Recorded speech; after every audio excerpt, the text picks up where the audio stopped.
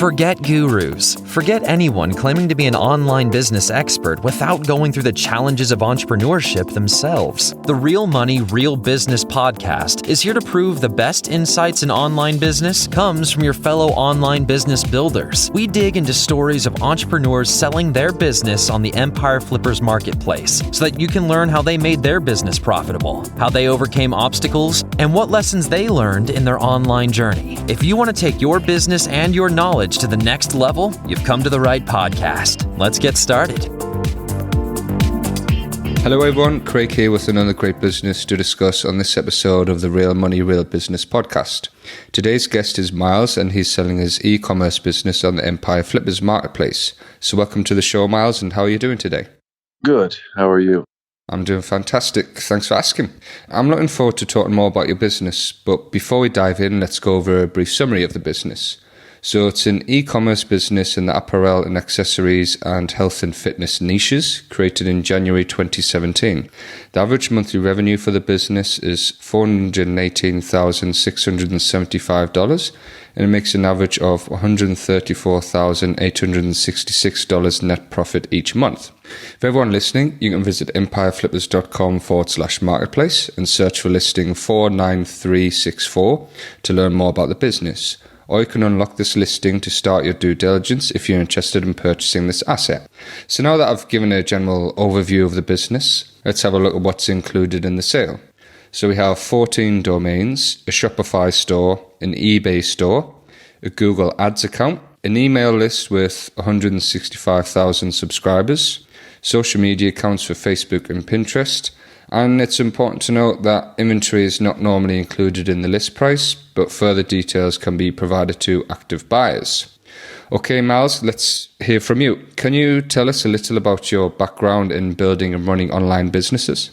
In 2012, I started selling wholesale products to the Groupons and Living Socials. At one point in time, we had 17 accounts. With that 17 accounts, we've sold hundreds, if not thousands, of different products. And over time, the better selling products lasted as the less desirable ones faded away. The current niche that we're in is one of the products that I've been selling since 2012. And since 2012, every year we have grown that particular product niche. Okay, that makes a lot of sense. So how did you come up with the idea to start this business in particular? It was kind of an extension of the wholesale business. So we were wholesaling products to e-commerce sites. And when that industry started to fade away, we replaced the wholesale account with our own e-commerce site. Okay, and that makes sense. And how come you got into these two niches in particular from the start? It's a good demographic. Our demographic is the baby boomer demographic. And at the time that we started, more of an untapped market in terms of Facebook ads and Google searches, a less fickle demographic. And the products that we sell are like health positive towards that demographic.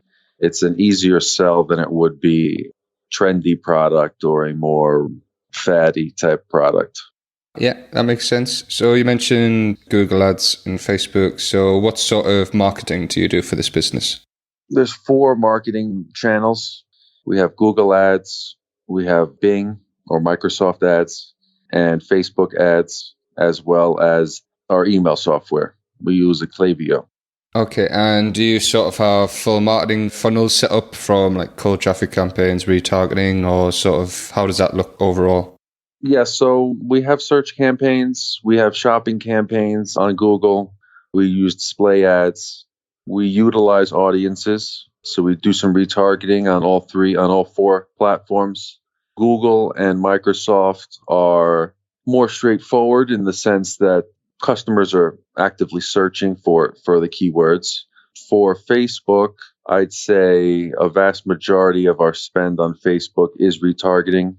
Very little of our spend is towards common interests, which there is on Facebook.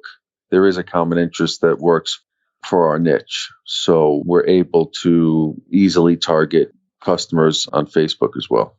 Okay, that's really clear. How come is it that you're selling your business at this point? I've been in the business for 8 years, and it's time to move on to something different. Fair enough. Is there anything you learned from this business that you will apply to future sites or businesses?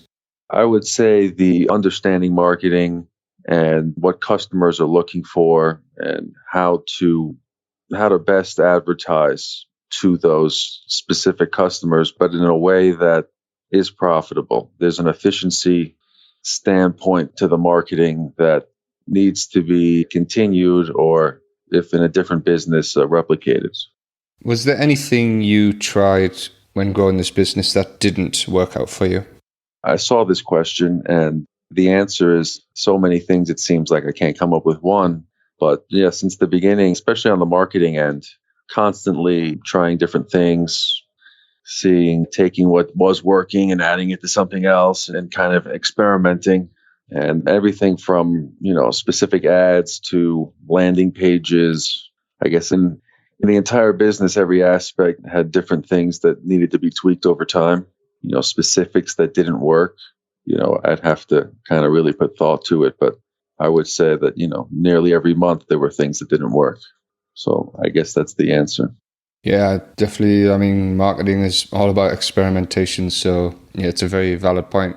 There's certain product niches, that subcategories that we've tried to add, some positive, some not as positive.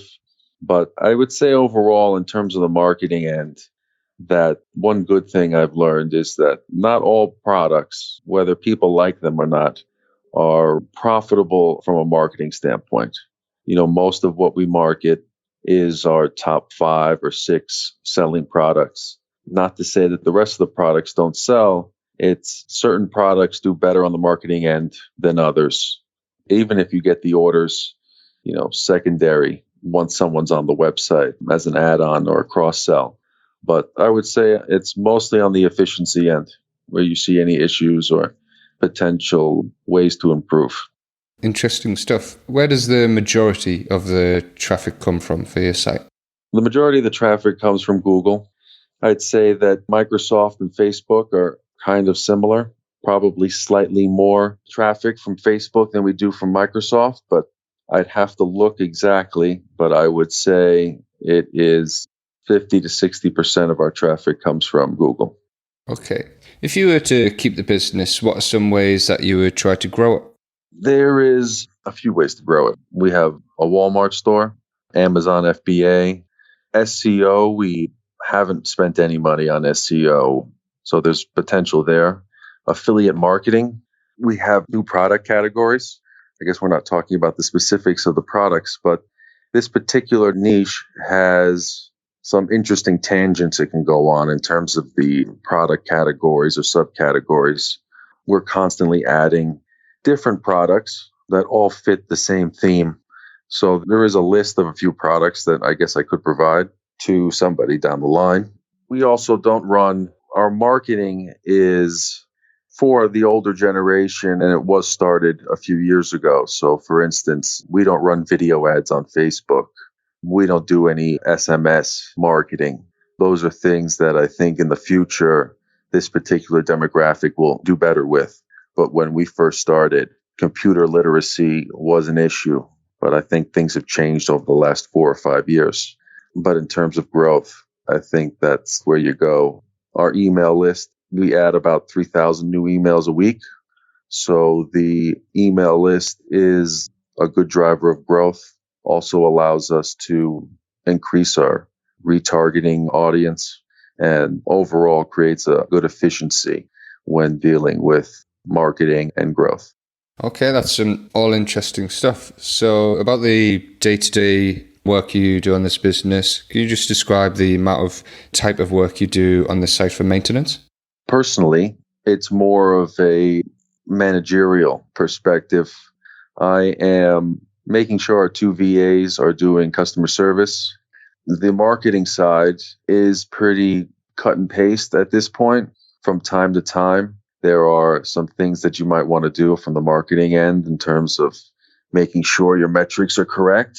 But for the most part, it's some bid adjusting, making sure that the customer service is taken care of, scheduling out emails, and in our particular situation, working with our warehouse to make sure that the fulfillment end is taken care of. That being said, if you're moving to a 3PL, then you take that out. But on a week-to-week basis, depending on how much you want to dive into the numbers, it's anywhere from 2 hours to 10 hours a week in terms of actual face time in front of the computer. So what skills or requirements are there for someone who's not familiar with this niche or business model? The big one is marketing. If you understand digital marketing, it's already built out for you. It's just understanding the heavy machinery. Short of that, it's pretty self-explanatory, pretty cut and dry. What do you think are the biggest risks with this business that a buyer should be aware of? I guess there's supply chain risk. There's impression share risk. I don't believe there's product relevance risk. I think the product is going to be relevant for a long time. So in terms of trendy or, the new thing, it's certainly not that. But I would say that the risks are on the overall environment metrics, not so much specific to the niche or the website itself. So putting yourself in the shoes of a buyer, why do you think this is a business worth buying? The business is worth buying because it's in a good niche with a strong demographic. It has high gross margins. It has strong search growth on Google. The email list grows on a weekly basis. If you were to just maintain sales for the next 12 months, the email list will double. Growth in that term is easier, I would say, than it would be in a different type of e-commerce business. In my opinion, obviously, more of a platform than it is really a website selling a specific niche product. I think that we have established in the last 6 or 7 months a good variety of product that sells well within our demographic. Our demographic is the baby boomer, the 65 plus.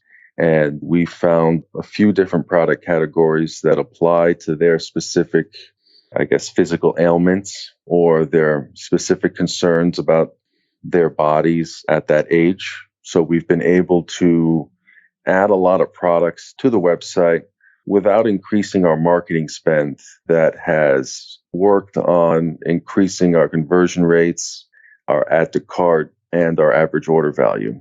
So in my opinion, one of the best things about the business is the demographic. It's a stable demographic, an unfickle demographic that has disposable income and has a wide variety of potential needs for their day-to-day lives. It's not a younger demographic where it's, fidget spinners one day and, whatever's next the next day. This has been a pretty steady niche that we've grown basically every year since 2012. The Google trends and marketing research that you can do on the specific products show growth, not only over the last 15 years, but going forward.